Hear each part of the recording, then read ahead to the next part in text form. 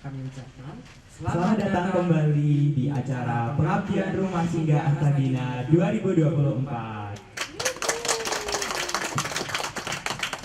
Di sini saya Evan dan saya Nayanda akan bertugas untuk memimpin jalannya acara pada kesempatan hari ini. Pertama-tama, puji syukur kita panjatkan kehadirat Tuhan Yang Maha Esa, karena hanya atas perkenanannya kita dapat hadir pada acara pagi hari ini. Kami juga mengucapkan terima kasih kepada para hadirin yang telah menyempatkan hadir pada acara di pagi hari ini. Sebelumnya, izinkanlah saya untuk membacakan susunan acara pada pagi hari ini. Acara pagi hari ini akan dimulai dengan pembukaan, sambutan-sambutan, penyampaian materi, sesi praktik, dan diakhiri dengan foto bersama dan penutupan. Baik, agenda selanjutnya adalah menyanyikan lagu Indonesia Raya dan himne Gajah Mada. Hadirin kami mohon untuk berdiri.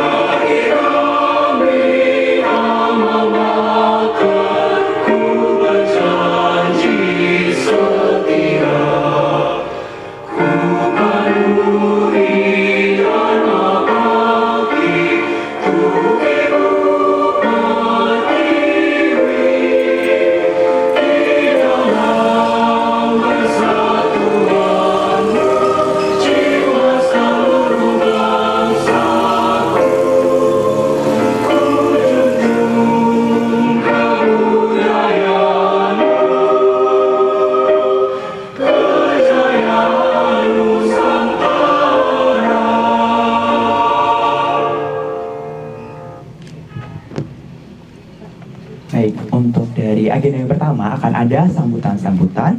Pertama kami persilahkan kepada Dr. Idem Rahmawan selaku perwakilan Rumah Singgah Astagina untuk memberikan sambutan.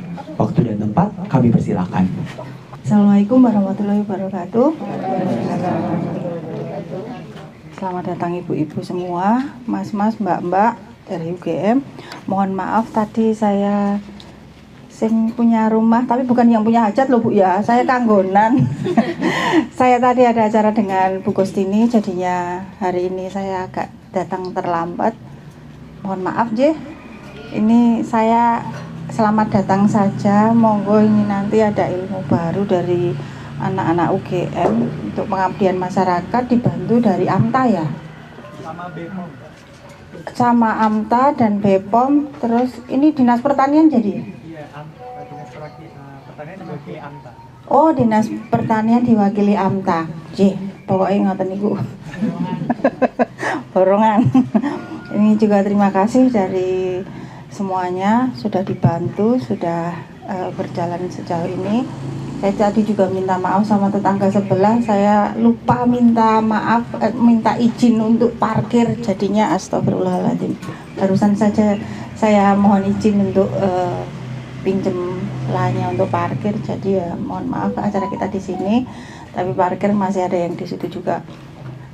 Untuk tempat dan apa ya, ini ala kadarnya, mohon maaf sangat, nanti kita lesehan di sana untuk nimba ilmunya karena ada kompor, jadinya lebih baik di outdoor saja.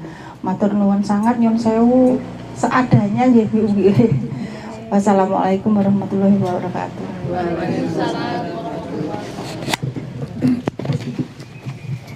Baik, terima kasih kepada Dr. Inu selaku perwakilan dari Rumah Singgah Astagina yang telah memberikan sambutan. Selanjutnya kami persilakan kepada perwakilan dari panitia, pada Mas Rizky dipersilakan.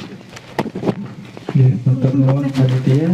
Sebelumnya terima kasih Dr. Inu sebagai perwakilan Rumah Astagina dan para pembicara, Ibu Eti sebagai perwakilan Balai Besar POM Yogyakarta untuk materi cara pangan olahan yang baik dan dilanjutkan penerapannya bagaimana yang beneran yang baik itu oleh perwakilan Dinas Pertanian yaitu dari AMTA Yogyakarta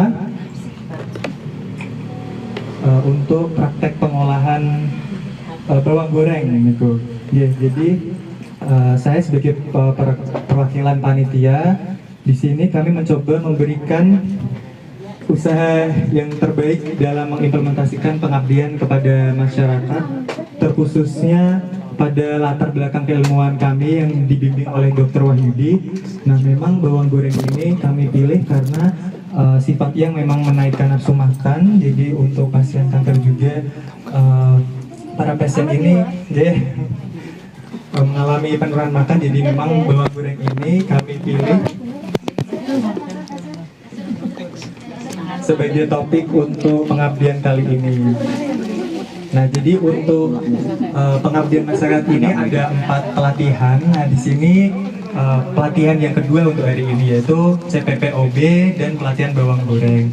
Nah, mungkin itu mawon karena memang waktunya udah panjang juga, jadi silakan menikmati Bapak Ibu atas pelatihan yang kami berikan. Ya, mohon maaf kalau ada kurangnya. Terima kasih. Baik, terima kasih kepada Mas Rizky selaku perwakilan Panitia Pengabdian di Rumah Singgah Astagina 2024 yang telah memberikan sambutannya. Nah, baik ibu-ibu sekalian, untuk dari acara inti pada hari ini nanti akan ada pemaparan materi yang mungkin tadi udah ditahu ya sama Mas Rizky ya, tentang cara produksi pangan olahan yang baik bawang goreng. Nah, tapi sebelumnya akan ada sesi pretest yang nanti akan dibagikan oleh teman-teman panitia.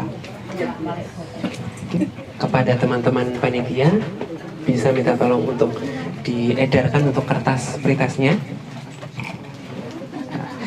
Jadi sebelum akan ada materi intinya, nanti di sini kita ingin mengetahui dulu nih, mungkin ibu-ibu sudah sejauh mana paham terkait dengan materi yang akan dipaparkan nanti. Nah. Oke, mungkin nanti untuk pengerjaan pretestnya dikasih waktu berapa menit ya Pak? Biasanya sih 10 menit nih, 10 menit. 10 menit cukup nggak sih ibu? Cukup nggih? Untuk pengerjaannya diusahakan tidak usah melihat dari kertas yang sudah dibagikan nggih. Untuk menilai kemampuan sebelum diberikan materi dan setelah diberikan materi nanti seperti apa.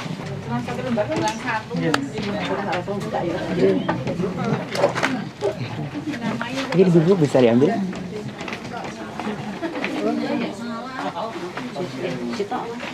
Ya, sebentar aja. Oh, satu aja. Nggih. Oke. Ada yang. Udah semua?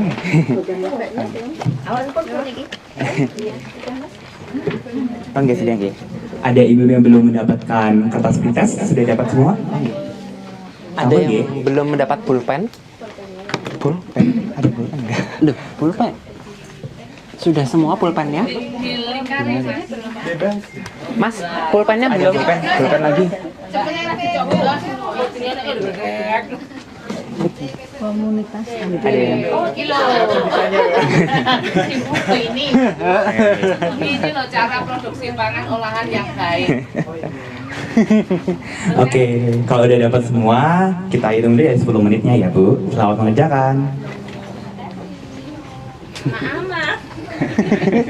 sama-sama.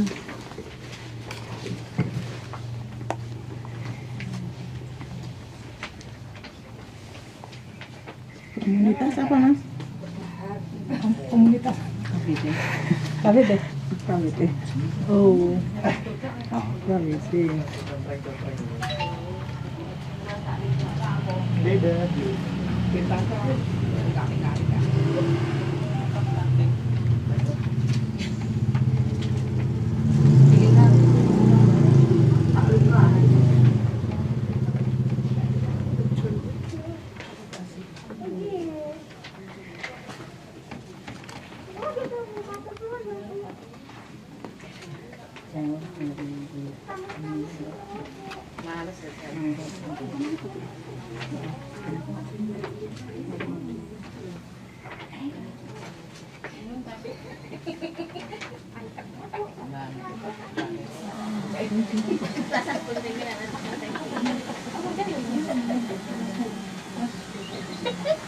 Oh nggih, sampun. Matur nuwun.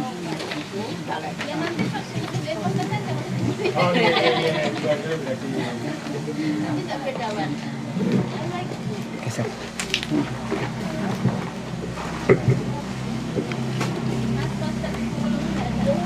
Ini sampun 70 menit. Nanti akan terdiri oleh 60 menit sesi pemaparan materi dan 10 menit sesi tanya jawab. Pemaparan materi nanti akan dipimpin oleh Bu Eti nggih. Nah, kepada Bu Eti mungkin waktu dan tempat kami persilahkan.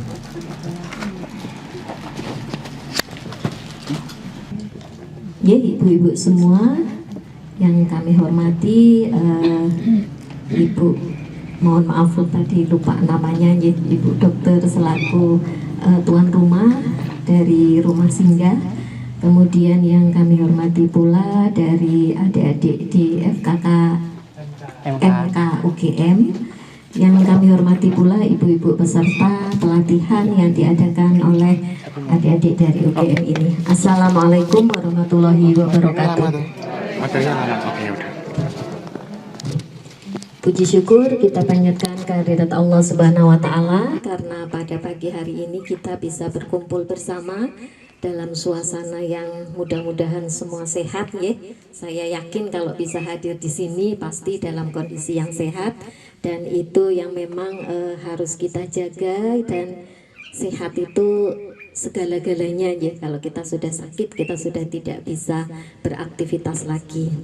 Baik Bapak Ibu, nggak ada bapaknya ya.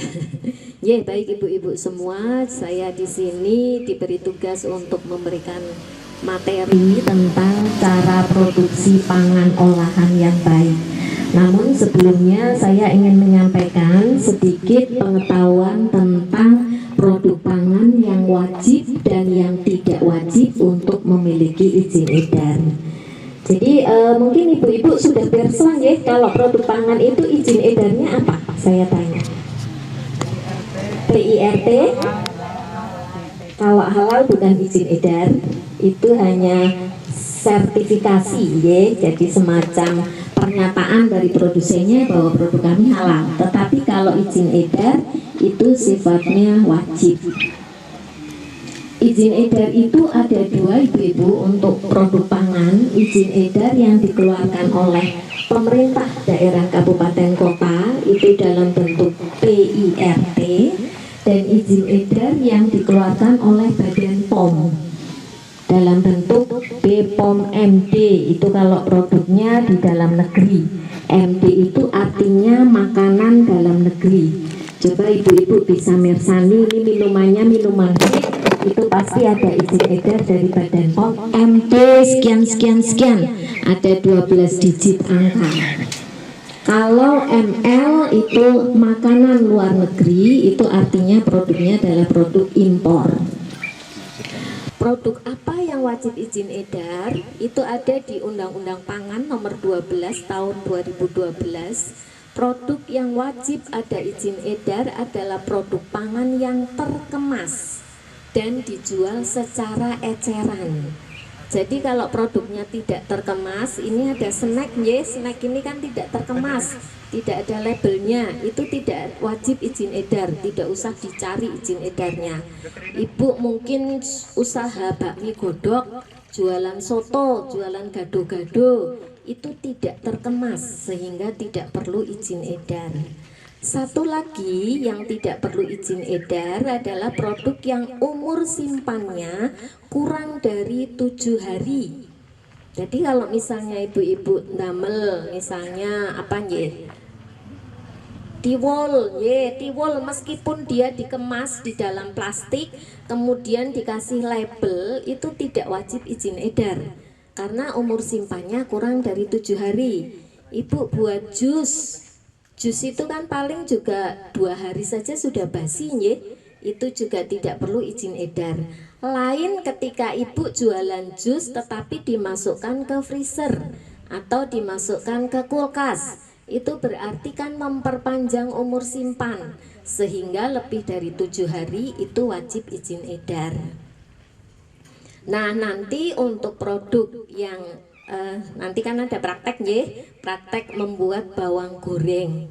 Nah, nanti diteliti, bukan diteliti diuji coba bawang goreng yang saya buat ini kira-kira tahan berapa hari Jadi mungkin ibu-ibu bikin sekarang, terus diplastiki kecil-kecil, nanti dibiarkan di suhu ruang, dibiarkan di meja begitu, nanti tiap hari diamati. Hari pertama, oh masih enak sekali, masih renyah.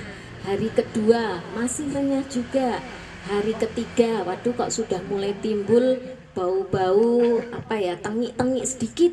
Oh berarti umur 3 hari itu sudah cukup. Jadi dia hanya bisa 2 hari saja. Nah nanti silahkan kalau misalnya hari ketiga juga masih bagus, dilanjutkan lagi ke hari keempat, diambil plastik yang lain. Jadi ini diplastikin kecil-kecil terpisah-terpisah. Nanti tiap hari dibuka satu-satu. Nah itu dilihat sampai hari keberapa. Kalau ternyata harinya kurang dari 7 hari, berarti tidak wajib izin edar. Tetapi seandainya ibu-ibu mampu mempertahankan produk tersebut sampai mungkin 10 hari, mungkin 1 bulan, karena kadang-kadang kalau bikin bawang goreng itu ada proses spin, jadi minyaknya dikeluarkan. Kalau minyaknya dikeluarkan, posisi bawang gorengnya itu kering. Kalau kering itu bakteri tidak suka hidup di situ sehingga umur simpannya panjang. Nah ini yang wajib didaftarkan, diberi izin edar. Jadi monggo, karena tipe-tipe bawang goreng ini kalau saya lihat di pasaran beda-beda. Ada yang kering, ada yang berminyak, ada yang basah, ada yang setengah kering. Nah itu dilihat, silakan. Kalau produk itu lebih dari 7 hari, maka wajib ada izin edarnya.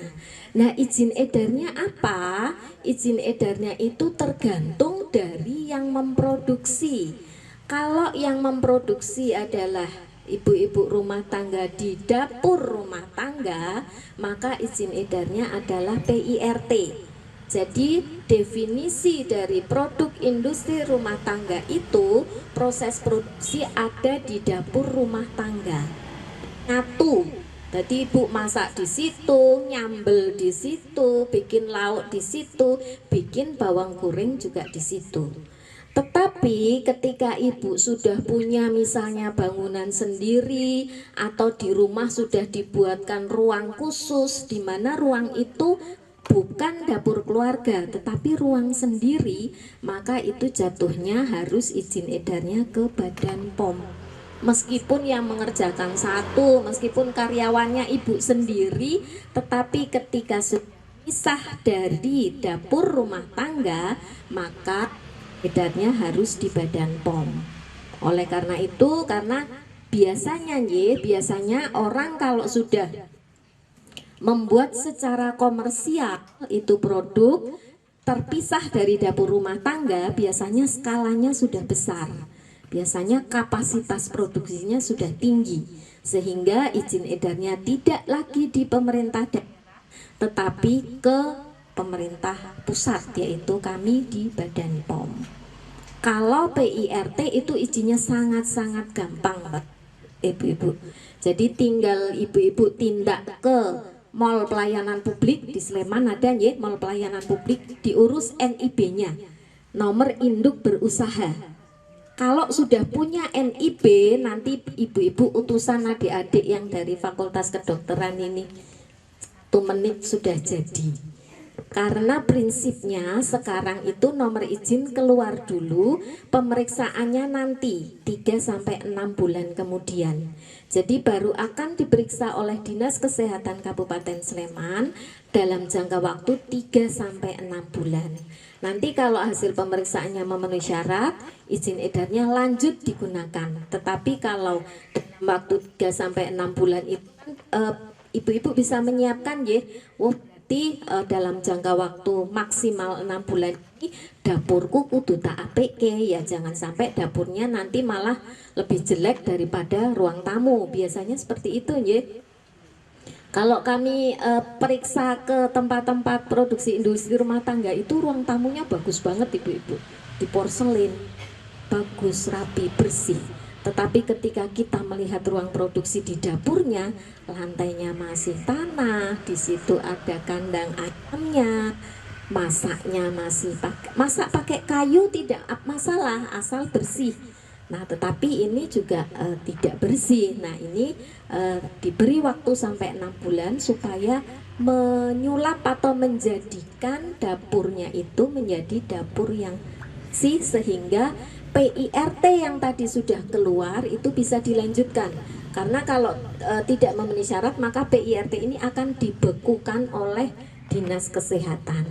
Jadi sistemnya sekarang, ketika ibu-ibu sudah punya NIB, maka ibu-ibu bisa dari rumah itu bikin nomor sebanyak-banyaknya. 100 nomor pun bisa. Karena ini sistemnya online. Jadi perlu tindak ke Dinas Kesehatan. Tindak ke Dinas Kesehatan nanti ketika sudah dipanggil oleh mereka. Ngaten ya, jadi ini sebagai pengetahuan mana yang boleh untuk izin edar atau mana yang tidak perlu izin edar. Nah, meskipun ada izin edar ataupun tidak ada izin edar, tetapi Bapak Ibu ketika membuat produk pangan untuk dikomersialkan, untuk dijual ke orang lain, maka tempatnya itu harus memenuhi yang namanya CPPOB. Tadi jawabnya sampun leres napa dereng nggih. CPPOB itu cara produksi pangan olahan yang baik. Jadi ini sudah diatur oleh pemerintah. Kalau ini berlaku untuk semua ya, baik yang wajib daftar maupun yang tidak wajib daftar. Karena apa? Karena jangan sampai nanti konsumen yang memakan produk tersebut jadi timbul keracunan. Nah, kalau sudah ini ya sudah, akhirnya nanti usahanya tidak jalan, tapi malah harus mengongkosi orang-orang yang keracunan karena makan produk yang kita olah. Jadi memang satu hal yang harus kita perhatikan dengan baik. Pangan yang dihendaki oleh konsumen yang pertama itu pasti sesuai selera ya. Jadi harus sesuai selera dulu. Kalau nggak selera ya saya nggak akan mungkin untuk beli. Yang kedua, aman untuk dikonsumsi. Yang ketiga, bermutu. Dan yang keempat adalah halal. Nah, aman untuk dikonsumsi ini definisinya ada 3 hal. Bebas cemaran. Yang pertama, cemaran biologi. Contohnya menapa ibu-ibu menawi cemaran biologi? Biologi Bu, nek rambut fisik nggih. Cemaran biologi menapa contohipun? J, kotoran, bakteri, virus. Nah, ini yang menyebabkan keracunan. Biasanya kalau kita memprosesnya kurang bersih, maka cemaran biologi ini akan mengintai. Yang kedua, cemaran kimia. Contohipun menapa? Kerikil fisik. Y, kerikil fisik, batu fisik. J, jadi kalau kita misalnya kimianya Bu, misalnya kita pakai pewarna, ternyata pewarna yang digunakan berlebihan, nah itu bisa menyebabkan cemaran kimia. Kita bikin ternyata bungkusnya koran, alasnya pas goreng, mungkin goreng bawang, ya bawang goreng itu biar minyaknya nggak banyak, kemudian setelah digoreng ditiriskan, tetapi kertasnya kertas koran. Nah ini juga cemaran kimia. Karena apa? Karena koran itu ada tinta. Tinta itu mengandung Pb. Pb itu adalah logam berat. Kalau kita lama-lama konsumsi, akhirnya apa? Kanker itu tadi. Beda dengan cemaran biologi. Kalau cemaran biologi akibatnya kita bisa merasakan ya. Mungkin saat ini kita makan, nanti 2-3 jam atau besoknya kita mules, kita diare. Tetapi kalau cemaran kimia ini terkumpul dulu di dalam tubuh, numpuk dulu. Nanti 10 tahun kemudian kalau tumpuannya sudah mencapai batas maksimal, di mana tubuh kita sudah tidak bisa mentoleransi, akhirnya apa? Waduh, ibu sampun kanker payudara stadium 1. Nah ini seperti rumah singgah ini ya biasanya pengobatan kanker itu lama, biayanya mahal. Karena apa? Karena pemahaman kita tentang makanan mengandung cemaran kimia ini kadang-kadang terabaikan. Karena tidak langsung ya, istilahnya kita tidak langsung lihat buktinya. Kalau cemaran biologi kan kita langsung lihat, langsung mual, langsung diare. Tapi kalau cemaran kimia ini bertumpuk dulu di dalam tubuh. Masih banyak juga produk pangan yang mengandung bahan-bahan kimia seperti formalin atau mengandung borak. Nah, ibu-ibu dahar, lempeng gendar itu masih banyak yang menggunakan borak. Bleng, bleng itu kalau di pasaran kita namanya bleng. Kalau bleng itu kita uji, di dalamnya ada borak.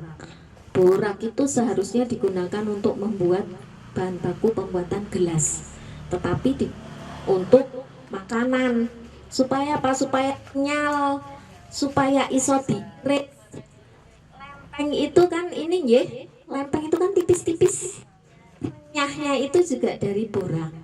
Nah ini kami juga sudah banyak bersosialisasi bahwa itu bisa diganti dengan kanji. Tetapi biasanya kalau mungkin ibu-ibu ada yang asalnya dari Gunung Kidul, kalau disuruh ganti bleng dengan kanji itu susahnya minta. Karena apa? Karena lidah mereka sudah lidah bleng. Ya, jadi kalau disuruh ganti dengan kanji itu rasanya sudah berbeda, mereka nggak mau. Tapi kalau teman-teman kita di Sleman, di Bantul, di kota itu mereka relatif pelaku usahanya lebih kooperatif. Jadi mereka sudah mengganti dengan kanji tadi. Terakhir, cemaran yang menyebabkan suatu produk pangan tidak aman, cemaran fisik. Menapa?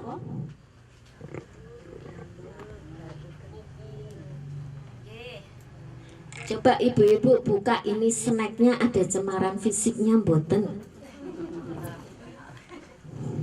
Saya juga belum membuka.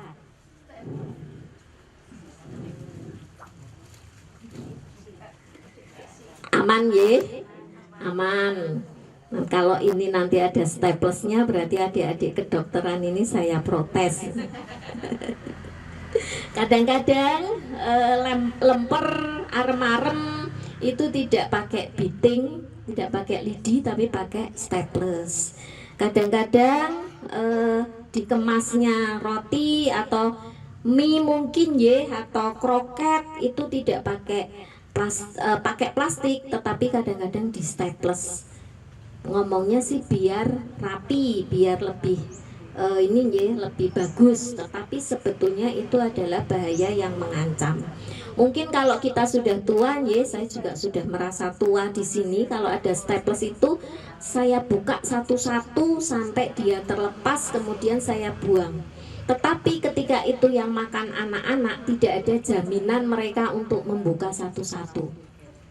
Mereka pasti langsung ditarik dan staplesnya bisa jadi masuk ke makanan, akhirnya dimakan masuk ke usus. Nah kalau sudah sampai usus, monggo nanti tanya ke adik-adik dari FKK MK ini ya, akibatnya seperti apa. Itu benda asing, logam yang masuk ke dalam usus.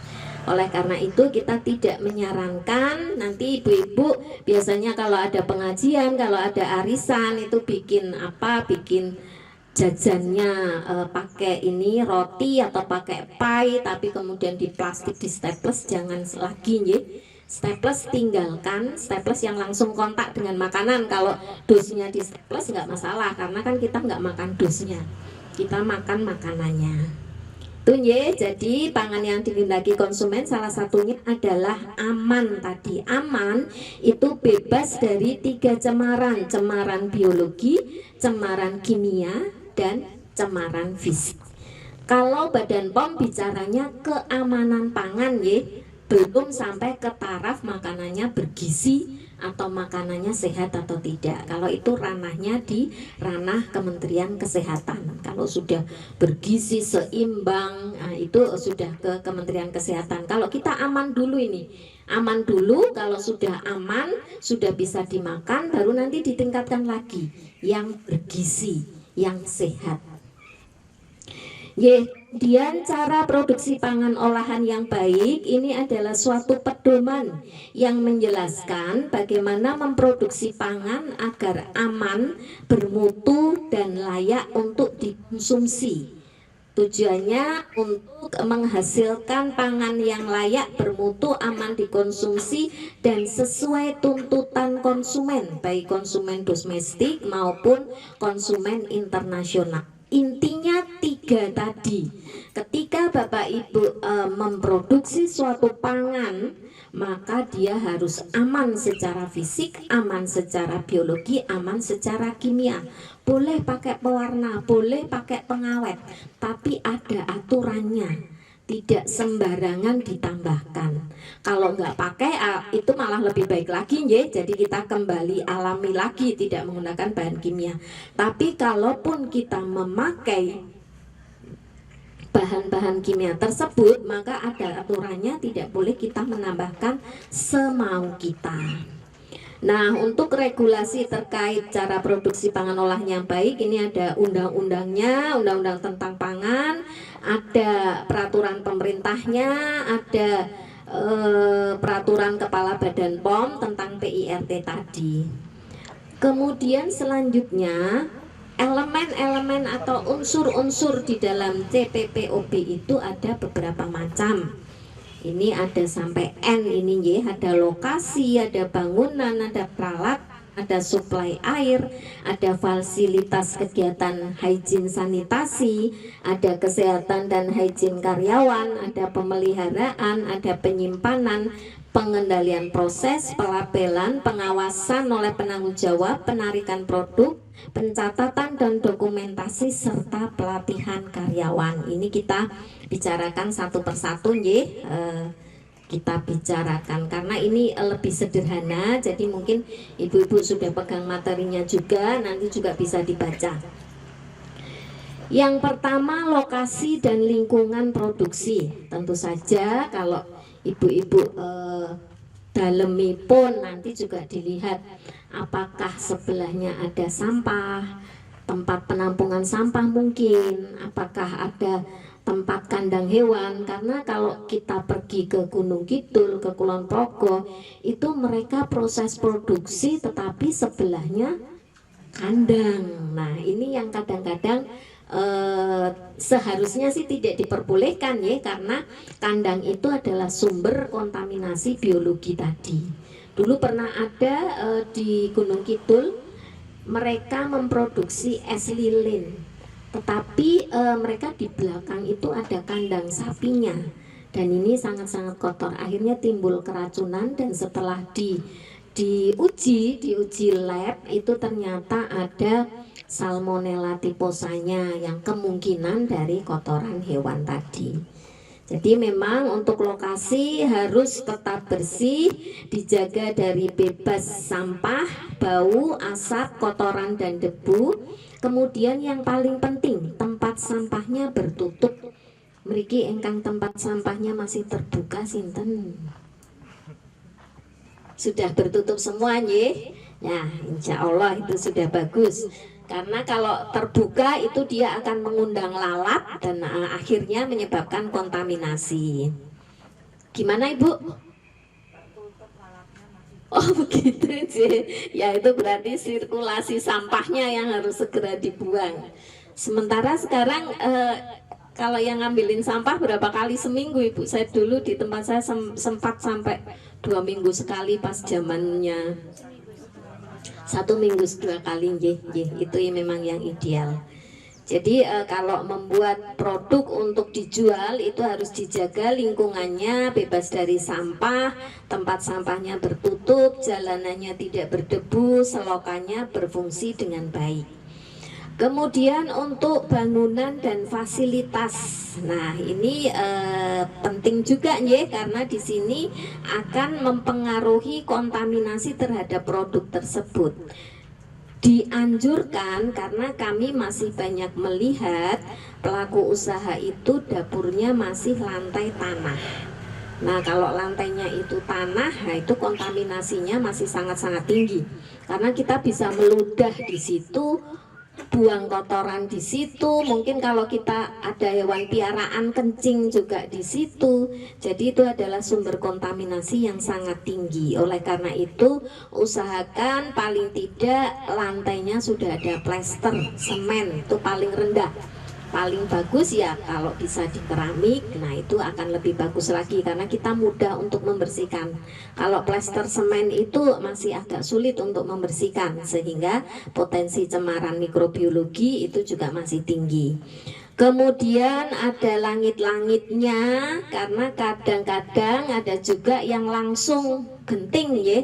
Nah kalau langsung genting itu kotoran-kotoran dari luar itu bisa masuk.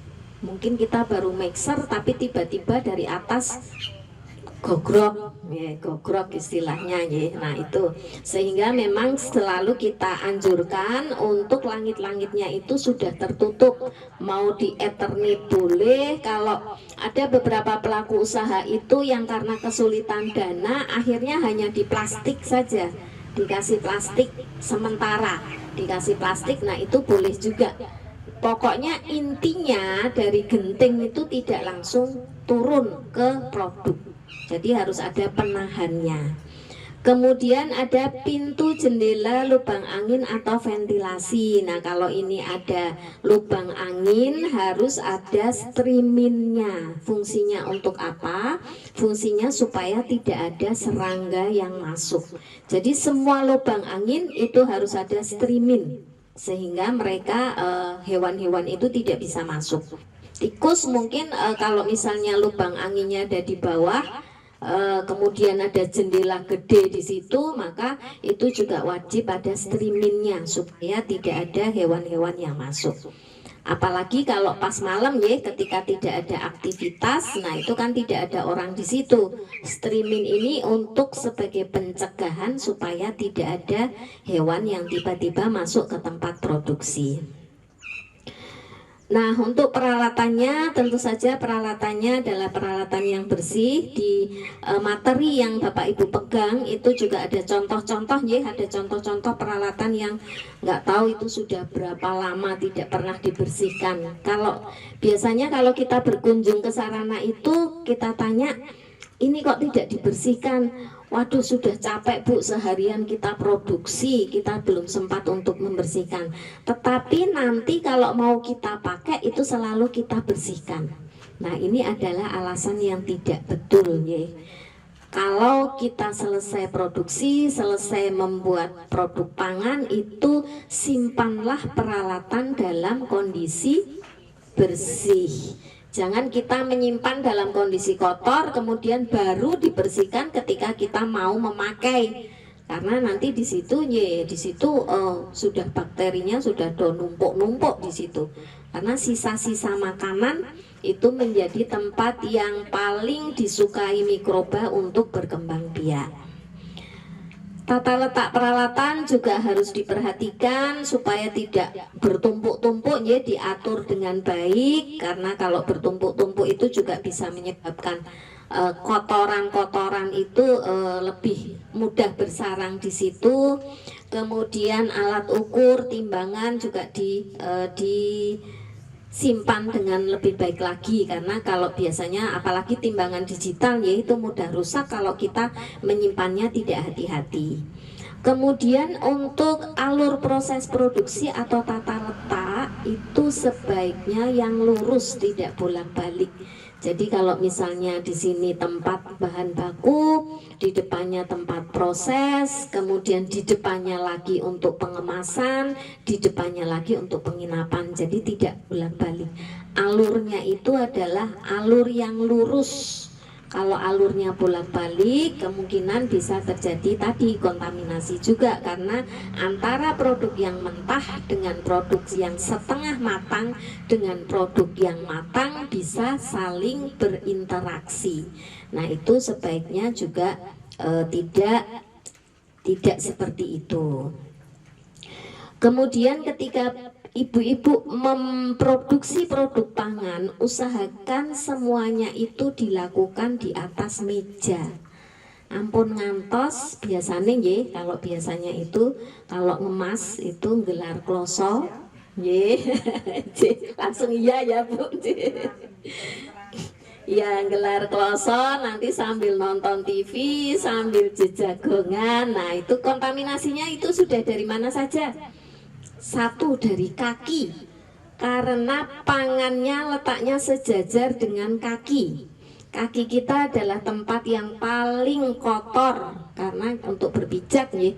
Jadi ini adalah tempat yang paling kotor, sehingga kami selalu menyarankan ketika sudah mengolah produk yang sudah matang, artinya sudah tinggal ngemas, jangan diletakkan di lantai. Letakkan yang di atas lantai. Meja boleh yang meja yang tinggi, boleh meja yang agak rendah juga tidak masalah, tetapi harus tidak sejajar dengan kaki, karena kaki ini adalah kotor. Dan mungkin kalau misalnya ada anak-anak kita masih kecil-kecil tiba-tiba berlarian, nah itu juga bisa kesandung-sandung, kena makanan, itu sangat berbahaya.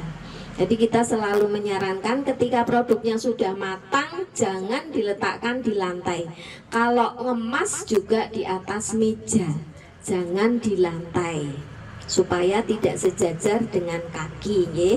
Ini ada contoh-contohnya, kalau mengemas juga ada di atas meja, tidak di lantai ya. Kalau ada itu gambar yang ibu-ibu ngemas tapi sambil dodok, nah itu malah lebih-lebih lagi ya, sambil dodok. Nah, kontaminasinya sudah dari mana-mana itu. Nah, itu.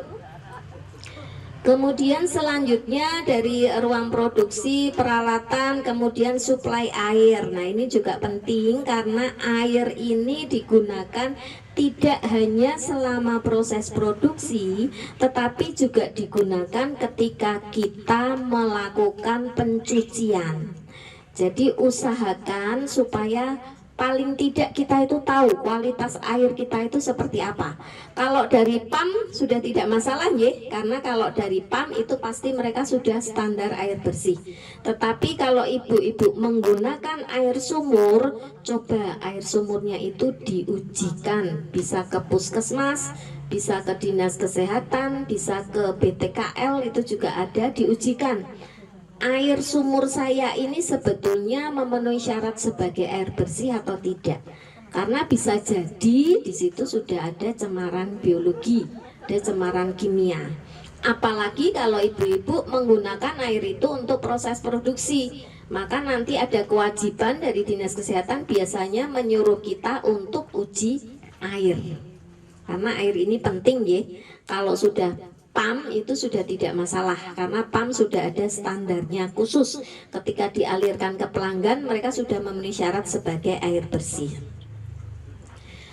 Selanjutnya untuk fasilitas dan kegiatan hygiene sanitasi. Jadi dipastikan bahwa ada sarana untuk proses pembersihan, ada sarana untuk cuci tangan, karena cuci tangan itu nomor satu ya, karena apa-apa kita harus cuci tangan supaya kontaminasi ini bisa kita hindari. Kemudian kalau ibu-ibu punya kamar mandi yang menghadap ke dapur, ketika bapak ibu melakukan proses produksi, maka kamar mandinya itu pintunya harus selalu dalam keadaan tertutup. Jadi kalau tidak dipakai, pintu kamar mandinya ditutup. Kalau misalnya susah ya nanti diusahakan dibuat supaya ada semacam cangkolan sehingga itu bisa ditutup dari luar. Ini karena ada beberapa ketika kita ke tempat pelaku usaha itu, waduh itu nggak bisa ditutup Bu, bisa ditutupnya hanya dari dalam. Piye carane? Mungkin dikasih paku, kemudian dikasih tali, ditempelkan ke pintunya itu sehingga bisa ditarik dari luar. Tetapi ketika ada WC, ketika ada toilet itu tidak boleh dalam posisi terbuka menghadap ke dapur. Karena potensi untuk kontaminasi cemaran biologi tadi akan sangat tinggi. Selanjutnya untuk hygiene karyawan, jika ibu-ibu punya karyawan, kalau tidak punya ya berarti kita harus memperhatikan kebersihan diri kita sendiri.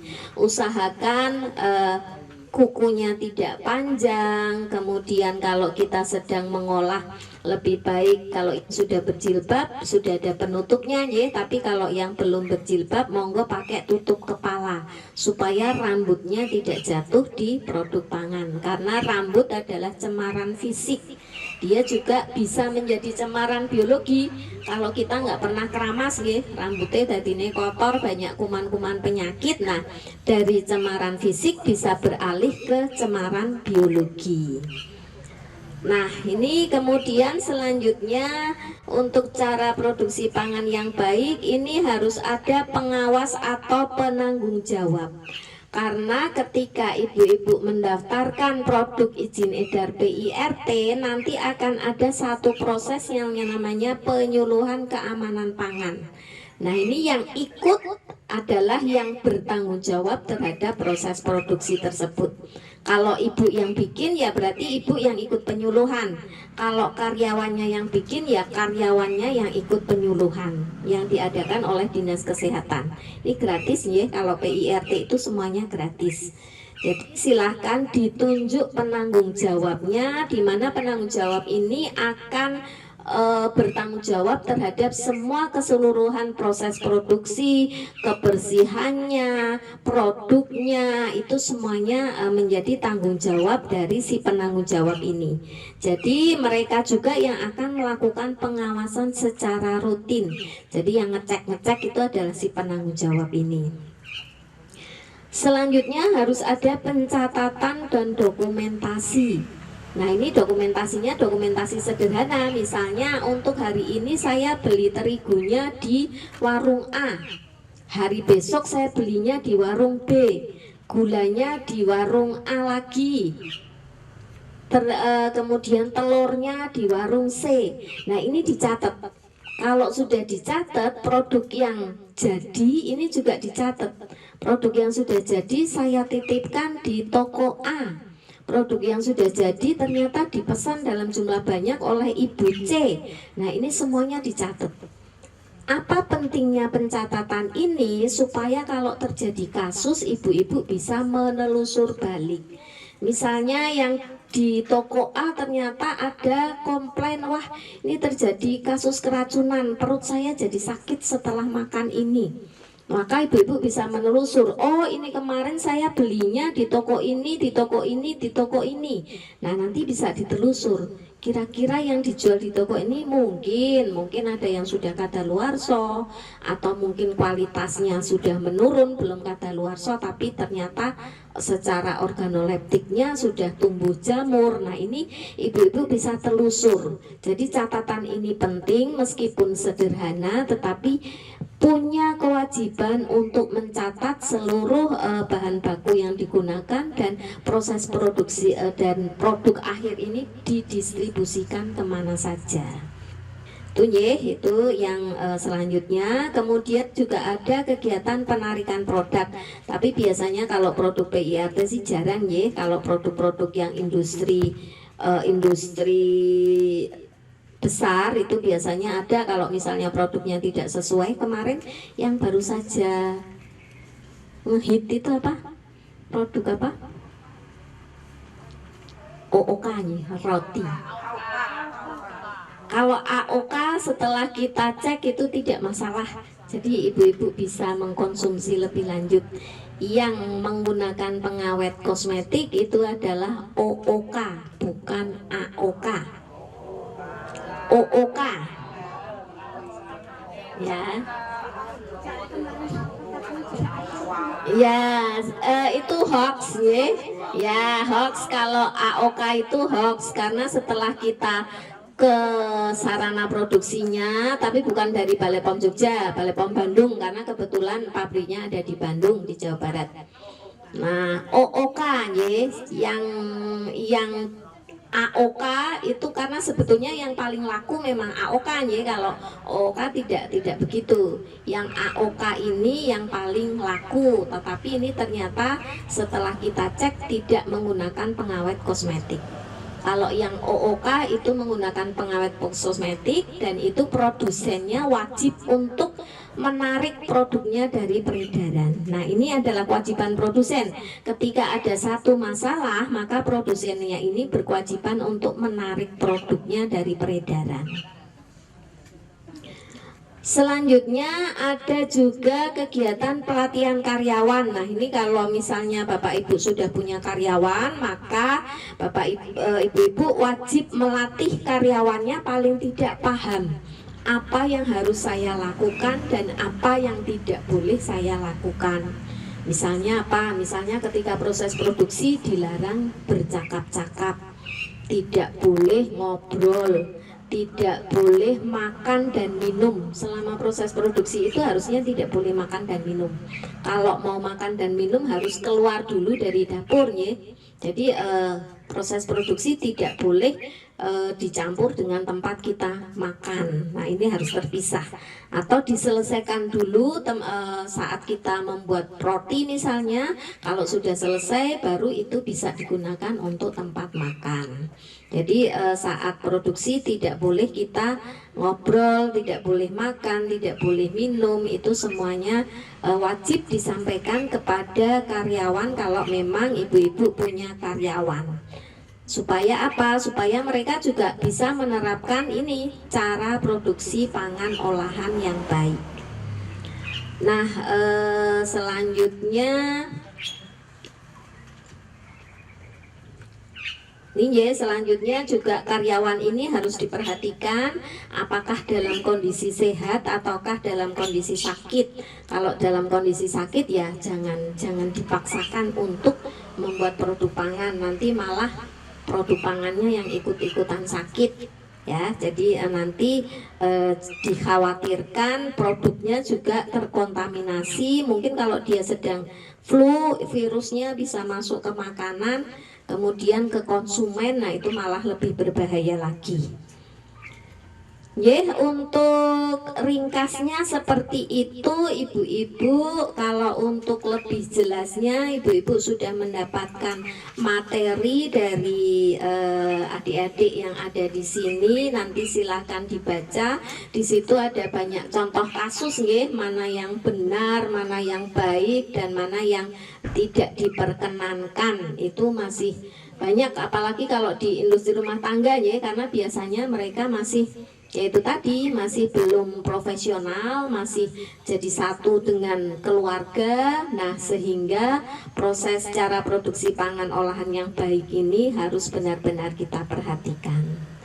Ye, saya rasa itu materi dari kami. Mungkin ada yang mau tanya jawab, monggo silakan. Langsung saja nggih Mas, langsung saja ya. Silakan mau bertanya tentang apa, monggo.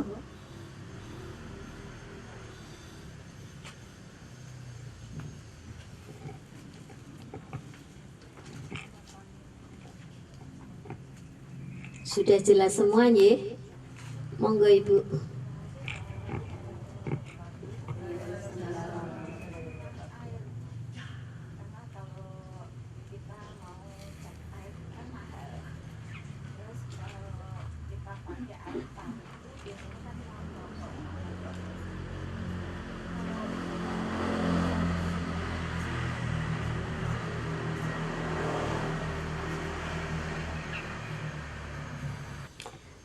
Jadi kalau kami sih memang tetap pakai air pump, tetapi diendapkan dulu Bu. Jadi jangan air pump yang mengocor itu langsung digunakan, jangan. Tetapi mungkin ditempatkan dalam satu wadah tertutup ya. Nanti terus diendapkan semalam, baru nanti digunakan supaya klorin, kaporit itu kan klorin untuk pembersih itu ya. Itu bisa dia mengendap sehingga tidak ikut mencemari rasa tadi. Kalau pakai air sumur itu bisa, tetapi Ibu pastikan bahwa syarat air yang baik kalau secara organoleptik itu tidak berwarna, tidak berbau, dan tidak berasa. Jadi pastikan 3 itu. Kalau 3 itu memang sudah sesuai, silahkan gunakan dengan air sumur, tidak masalah. Tapi memang kita selalu merekomendasikan sekali-kali boleh loh kita mencoba untuk mengujikan air sumur kita. Tidak usah semua parameter Ibu. Jadi mungkin cuman cemaran biologi saja itu yang sangat penting ya, sama kapur biasanya yang banyak mencemari. Itu saja. Jadi tidak usah semua parameter diujikan, nanti jadi mahal. Tetapi hanya beberapa saja, misalnya E. coli untuk mikrobanya, untuk kimianya biasanya kapur, zat kapurnya itu. Oke. Ada lagi, monggo.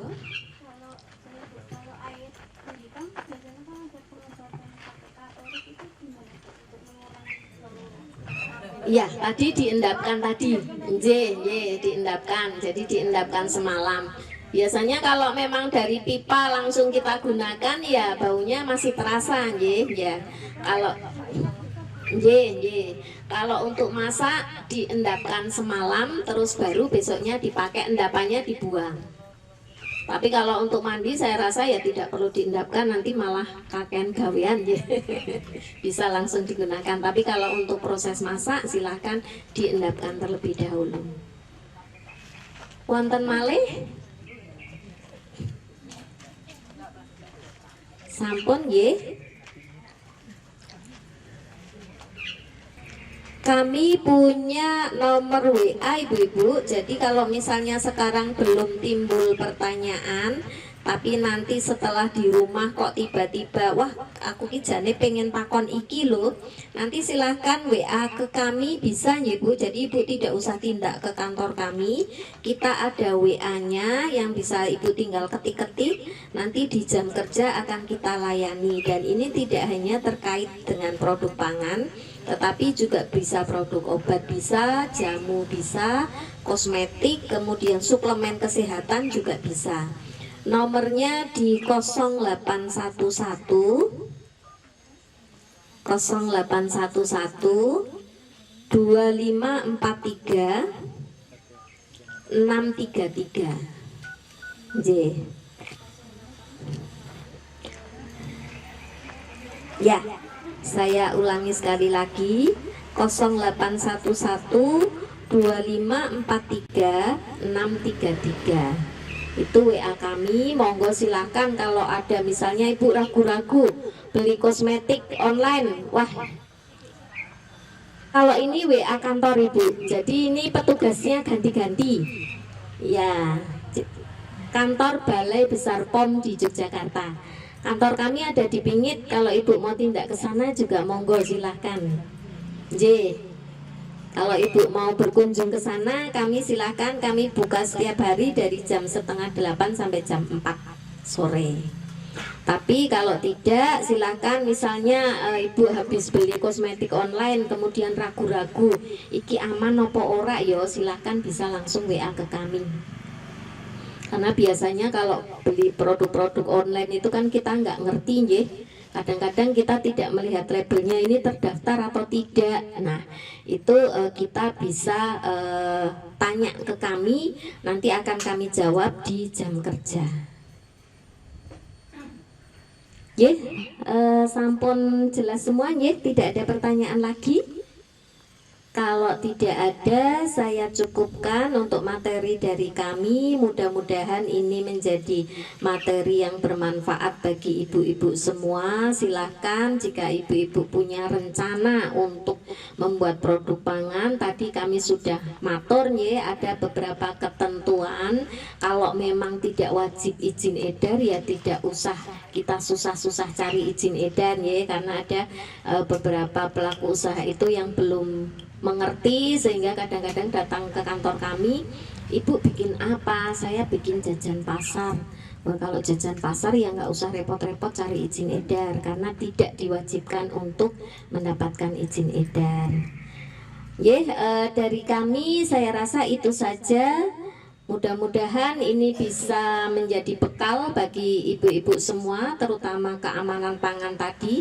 Karena kalau untuk keamanan pangan tidak hanya bagi pelaku usaha, tetapi juga bisa dipraktekkan oleh ibu-ibu selaku ibu rumah tangga yang memproduksi pangan meskipun untuk keluarga.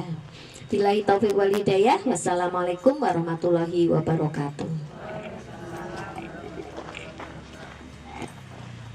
Oke, terima kasih banyak pada Bu Eti atas penyampaian materinya. Sangat menarik dan bermanfaat ya Bu. Tentunya menambah pengetahuan kita, terutama terkait bagaimana cara pengolahan makanan dengan baik dan bagaimana kalau misalkan mau menjual atau mau mengolah makanan itu sendiri. Oke, untuk memastikan pemahaman kita terkait materi yang sudah disampaikan, selanjutnya akan ada post test nih ibu-ibu. Jadi nanti monggo sama kayak tadi dikerjakan waktunya lebih cepat 5 menit.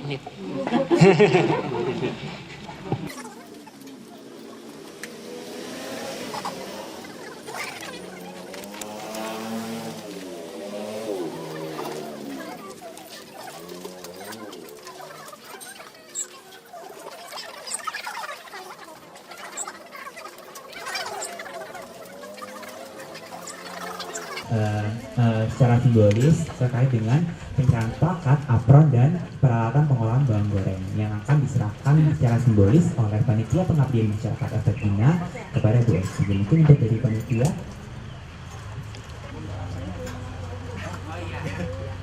untuk pencerahan plakat lebih dahulu ya. Dokumentasi boleh dibantu.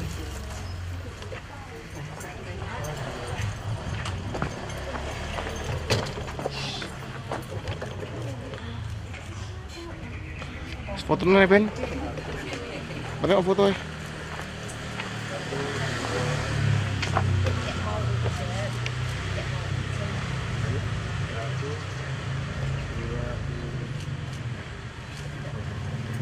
Oke, baik. Terima kasih banyak kepada Bu Eti. Semoga untuk dari informasi yang telah disampaikan bisa menjadi bermanfaat ya untuk kami semua.